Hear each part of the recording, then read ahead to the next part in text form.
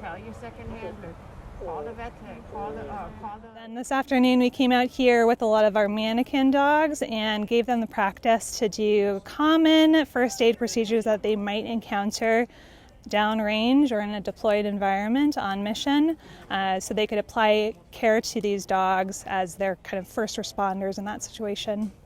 So we had a couple that are dealing with bleeding wounds, so stopping bleeding. We have robot dogs that simulate that bleeding so they could practice occluding that bleeding, stopping it, performing bandages, getting simple things like vitals, so temperature, heart rate, breathing rate on these guys, doing stabilization of wounds like applying bandages, applying a chest seal. So those are some of the common things that we were dealing with today.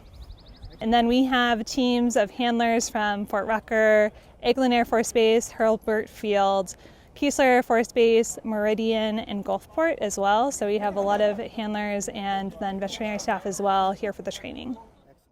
I think it's really important because in a lot of situations downrange, we're not going to have enough veterinary teams in those situations that are able to apply first-line care to these military working dogs. So having handlers trained in first aid care really helps us as definitive care for these dogs get that process started before they get to us in a downrange situation.